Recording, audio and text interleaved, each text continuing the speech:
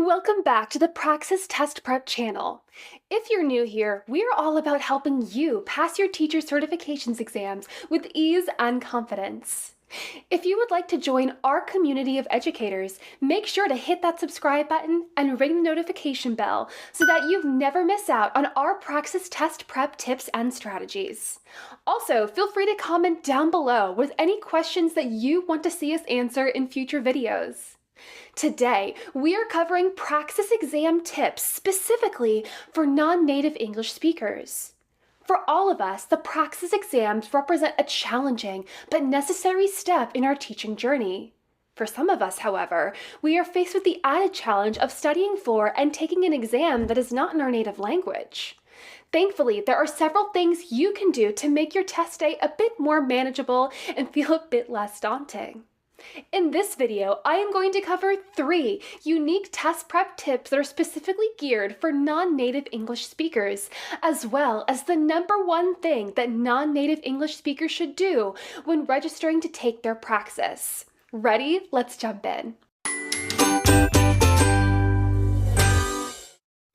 First and foremost, before registering to take your Praxis, you should review the ETS's list of available accommodations and consider applying for their English language learner accommodation.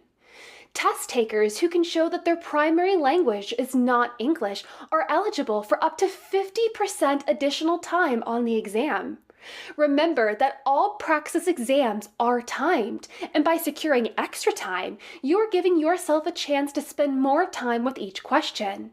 This will give you more time to work out what the questions are asking you to do, as well as more time to read and interpret each of the answer choices.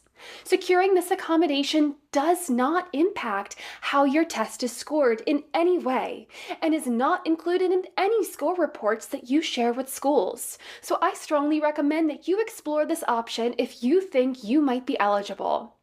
I will include a link to the ETS's accommodation page in the description below. Even with extra time, however, you still need to master the questions and answer them correctly to pass your Praxis exam.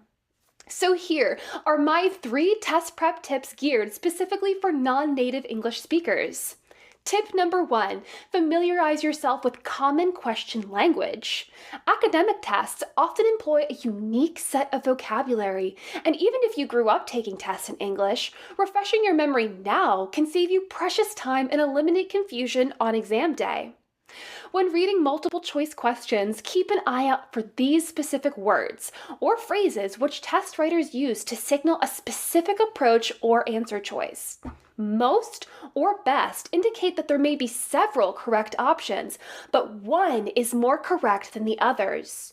You are being asked to select the answer that is the most complete or most directly addresses the question.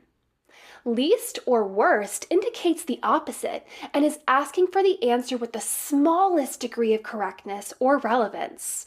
The phrase select all that apply, on the other hand, suggests that there may be several correct options and you need to identify all of them.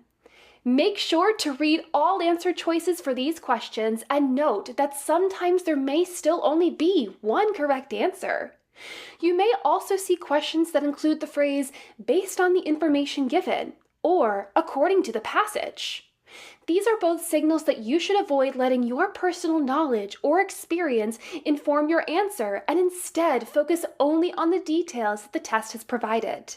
Finally, keep an eye out for except or not in the question.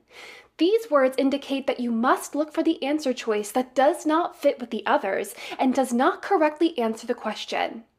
Test writers like to include these as a trap since we typically expect to select the right answer, not the opposite.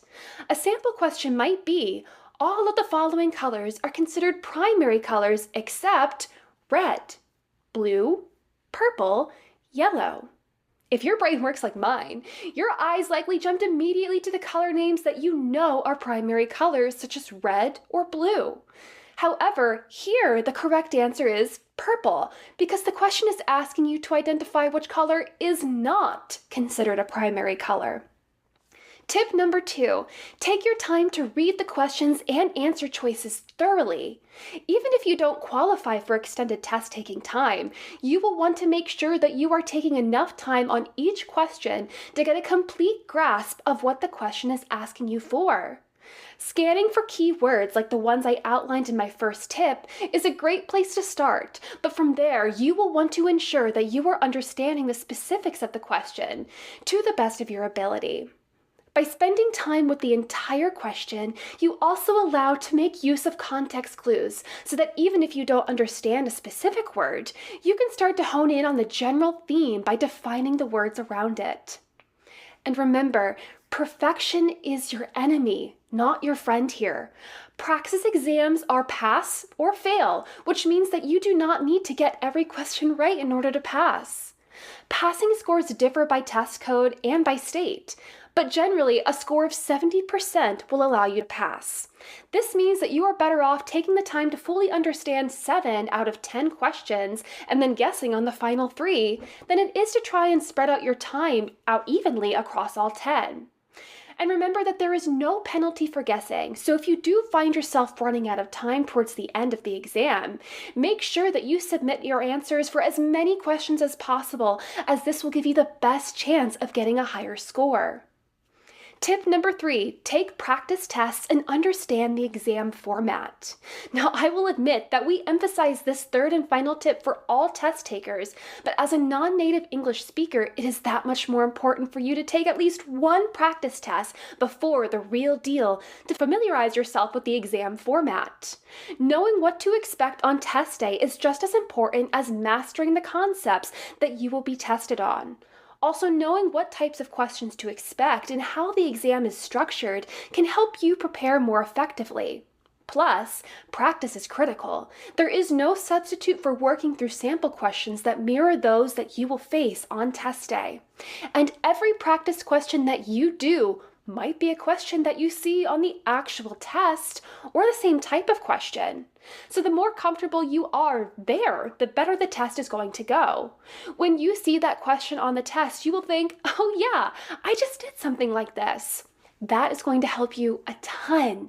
And there you have it, my Praxis test prep tips specifically for non-native English speakers. If you are looking for more Praxis test prep tips and techniques, check out our other videos. We are adding more videos to this channel every week as we tackle more of your questions.